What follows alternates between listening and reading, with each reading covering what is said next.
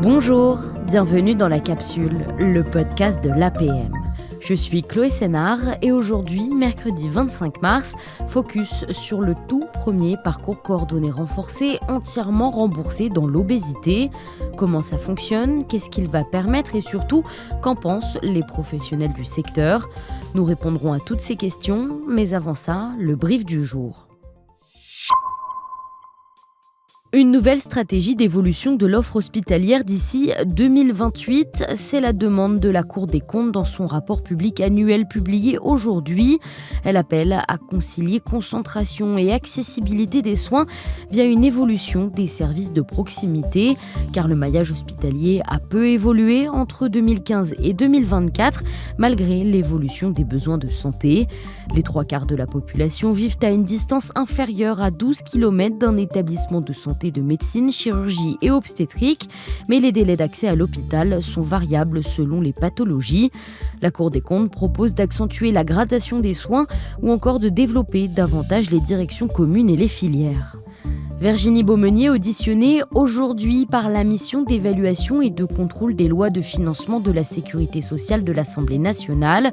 La présidente du comité économique des produits de santé a partagé sa vision du futur accord cadre sur le médicament, avec un triple objectif: maîtriser les dépenses, un accès aux médicaments pour les patients français et la souveraineté sanitaire et l'attractivité industrielle pour l'Hexagone.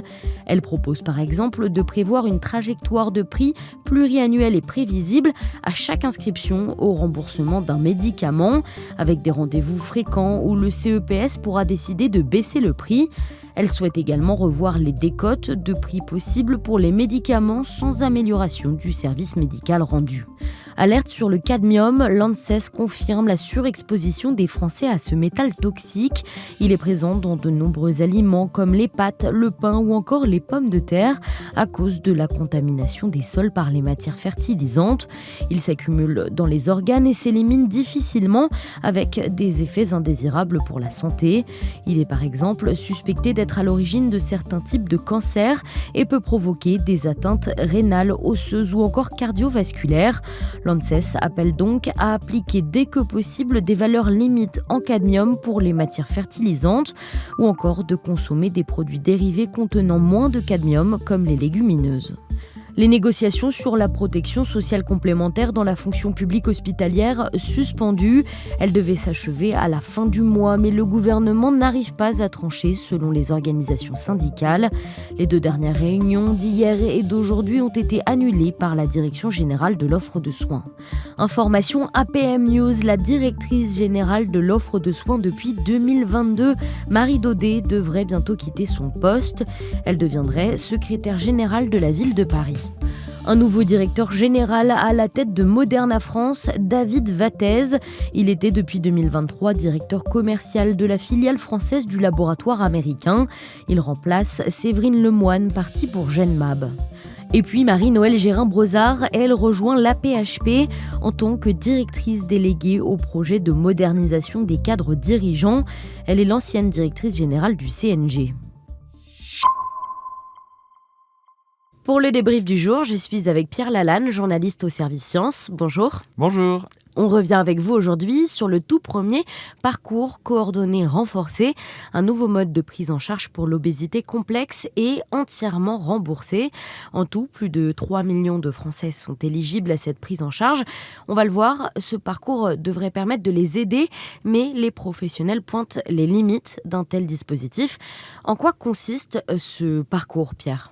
Il s'agit d'une prise en charge pluriprofessionnelle qui va être désormais accessible aux patients. Pluriprofessionnelle parce que ça inclut différents métiers. Donc les patients vont avoir une consultation médicale par un médecin spécialiste de l'obésité qui va ouvrir ensuite à un parcours contenant des consultations de diététique, de l'activité physique adaptée, de la psychologie et de l'éducation thérapeutique. Tout ça remboursé par l'assurance maladie et c'est vraiment une avancée parce qu'avant, ce n'était pas du tout le cas. Pourquoi c'est une avancée ? Parce que jusqu'à présent, ces soins, ils étaient recommandés. C'est vraiment la prise en charge qu'il faut pour les patients, mais il n'y avait aucun financement associé qui permettait aux patients d'y accéder de façon facile. Là, avec ce parcours, ils vont pouvoir être pris en charge. La prise en charge va être coordonnée est totalement prise en charge par l'assurance maladie. Et concrètement, qui est concerné ? Ce sont des patients qui sont en état d'obésité complexe, avec un IMC qui est supérieur à 35, ou dont l'obésité a un retentissement sur leur état de santé, sur leur vie. C'est-à-dire ? Par exemple, des maladies cardiovasculaires associées, du diabète. C'est aussi des patients qui peuvent avoir une psychopathologie qui est la cause de leur obésité. Il y a plein de facteurs qui sont définis, qui fait que ce sont des patients très graves qui sont dans un parcours d'obésité qui est souvent long, avec des rebonds de poids, une évolution très compliquée, qui sont vraiment en besoin. Comment le parcours va être déployé pour les patients à travers la France ? Il y a les agences régionales de santé, les ARS, qui vont devoir publier des appels à candidature pour que des structures soient autorisées à déployer ce parcours. Ces structures, ça va pouvoir être des maisons de santé pluriprofessionnelles, des centres de santé et des établissements de santé. Et d'après l'arrêté qui cadre le parcours coordonné renforcé, elles vont pouvoir être jusqu'à 269 en France. Est-ce que c'est suffisant, 269, pour traiter ces 3 millions de personnes potentiellement éligibles ? D'après les spécialistes que j'ai pu interroger, non, ça ne va pas être suffisant. C'est un début, mais ça ne va pas être suffisant pour répondre aux besoins.